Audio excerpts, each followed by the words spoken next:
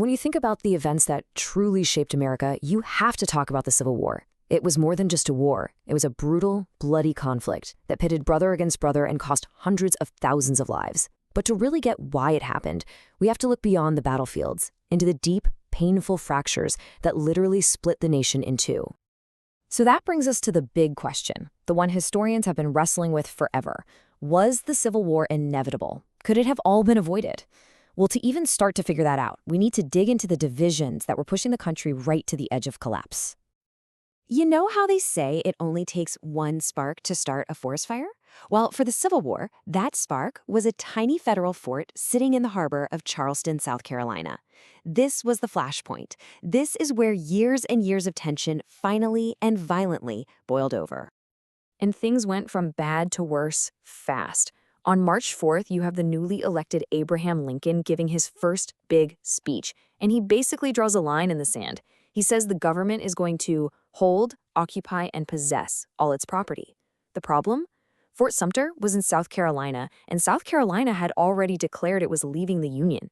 So when Union soldiers stayed put in that fort, it was seen as an act of invasion. And then, on April 12th, the Confederates opened fire. A day later, the Union soldiers surrendered. And that was it, the point of no return. The Civil War had officially begun. But let's be real, Fort Sumter was just the trigger. The gunpowder had been piling up for decades, and it was all about the huge economic and social divides between the North and the South. To get the war, you first have to get that we're talking about two very, very different countries trying to live under one flag. I mean, it was like two different worlds. Up north, you had this booming industrial economy.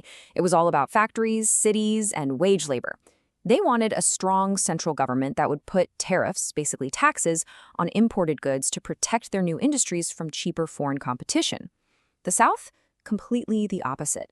Its whole world was built on agriculture, especially cotton, and that entire system depended on the brutal institution of slave labor. So for them, those same tariffs were a disaster. It made it harder to trade their cotton with Europe. You couldn't have two more opposed economic systems. And when your economies are that different, guess what? Your politics become a battlefield too. For decades, politicians tried to kick the can down the road, making one fragile compromise after another. But by the 1850s, the whole system was just breaking apart at the seams.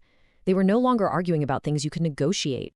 And the political fight really boiled down to this: federal power versus states' rights. The North generally believed the national government should have the final say to help build a modern industrial nation. The South, on the other hand, clung to the idea of states' rights. And we have to be crystal clear here. In this context, states' rights was the political argument they used to protect and expand the institution of slavery and to stop the federal government from ever interfering with it. For a lot of folks in the North, the problem had a name: slave power. It was this growing belief that a small group of extremely wealthy Southern slave owners had way too much influence in Washington. They saw them as a kind of conspiracy, bending the entire country's laws to serve their own interests and protect the institution of slavery above all else. And there's that term again, states' rights. This was the South's primary defense, their political shield. They argued that any state had the right to just ignore federal laws they didn't agree with, or even to leave the Union entirely if they felt the federal government was threatening their way of life. And that way of life was inseparable from the right to own people. By the time Abraham Lincoln said these famous words, it wasn't a shock to anyone. It was just the truth. The House, the United States, was broken. It was split right down the middle, and all the political compromises in the world weren't going to fix it. The nation simply couldn't survive half slave and half free. So we've got the economic clash, we've got the political breakdown, but we need to talk about what was at the very center of it all. Underpinning every single argument was the brutal, horrifying reality of one single institution. It was the cause of all the division, the engine of the Southern economy, and a deep moral stain on the nation. Let's just be absolutely 100% clear. While people argued about economics and states' rights, those were really just branches on a tree. The root, the absolute core of the entire conflict, was slavery. Every political debate, every economic disagreement, when you stripped it all away, was really an argument about whether it was right to own another human being as property. And to really get what that meant, you don't need to look at abstract theories. You just have to look through the eyes of someone who lived it. Frederick Douglass escaped from slavery and became one of the most powerful anti-slavery voices in the world. His words give us a raw, unfiltered window into what life was actually like. In his autobiography, Douglass describes watching his own Aunt Hester being brutally whipped. He wrote, "He would whip her to make her scream, and whip her to make her hush, and not until overcome by fatigue would he cease to swing the blood-clotted cowskin." This wasn't about politics. It wasn't about economics. This was about raw, systematic terror. And it was the reality that held the entire Southern society together. And that physical violence was just part of a system of total dehumanization.